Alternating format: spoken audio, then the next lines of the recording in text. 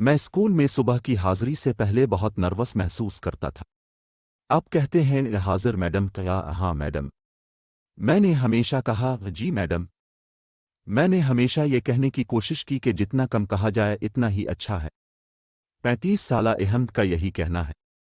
وہ پیشے کے لحاظ سے ایک سافٹ ویئر انجینئر ہے اور اپنے لڑکھڑانے کے مسئلے کے لیے اسپیچ تھراپی کی مدد لے رہا ہے۔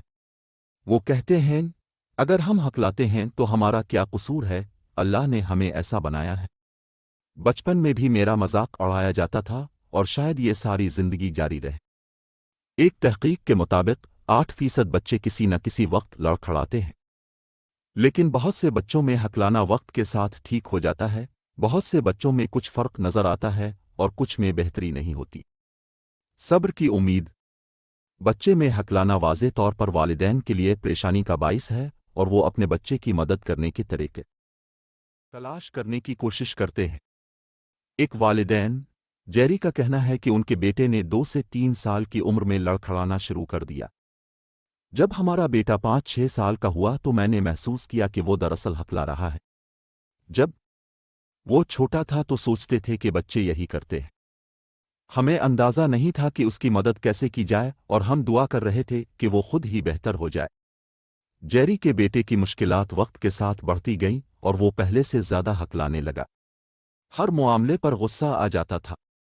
وہ کہتی ہیں ہم نے اپنے بیٹے کی مدد کے لیے اس کی خواہشات کو پورا کرنے کی کوشش کی۔ اسے وہ الفاظ یاد دلاتے تھے جن پر وہ پھنس جاتا تھا، لیکن وہ اس بات پر مایوس ہو جاتا ہے۔ کئی بار وہ ناراض بھی ہو جاتا۔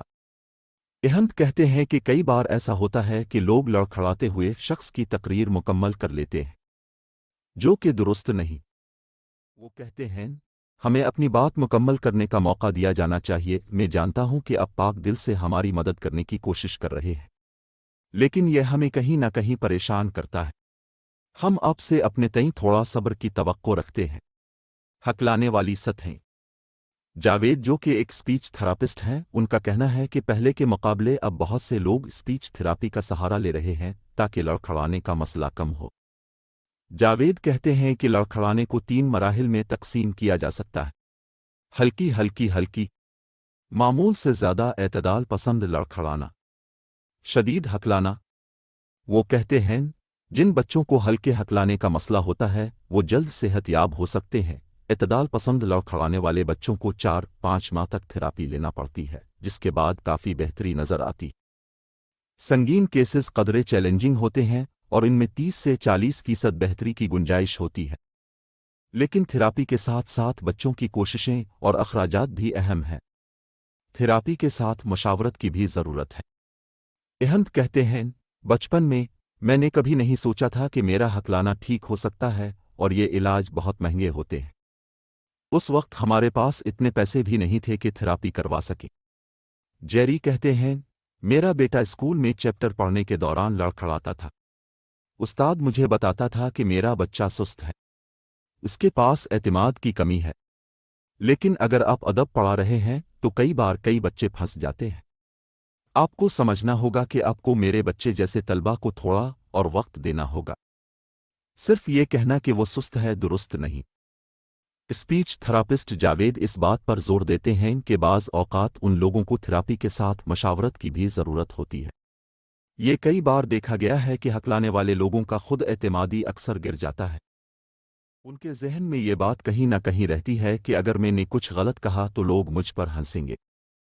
جاوید کہتے ہیں کہ ایسا کئی بار ہوتا ہے، جو لوگ ہکلاتے ہیں وہ کئی لوگوں کے گروپ میں نہیں بیٹھتے۔ وہ سوچتے ہیں کہ کوئی کچھ پوچھے تو ہم کیا کہیں گے۔ کئی بار یہ دفتر میں مسائل کا باعث بنتا ہے۔ اپنی ملازمت کی تلاش کے وقت احمد کہتے ہیں میں تمام تکنیکی ٹیسٹ پاس کرتا تھا، لیکن ہر بار آخری راؤنڈ میں میرا انتخاب نہیں ہوتا تھا۔ آہستہ آہستہ مجھے سمجھ آنے لگی کہ میرا لڑکھڑانا ہی میرے کام نہ ملنے کی وجہ ہے۔ پھر جہاں بھی مجھے پہلی نوکری ملی میں نے پہلے ہی بتا دیا تھا کہ مجھے ہکلانے کا مسئلہ ہے۔ انہوں نے میری تھراپی وغیرہ کے بارے میں پوچھا اور مجھے نوکری مل گئی۔ لیکن پھر بھی کئی بار ہم اپنے ذہن میں جو بات ہے وہ کہنے سے گریز کرتے ہیں، ایسا نہ ہو کہ ہمیں بہت زیادہ کہنا پڑے۔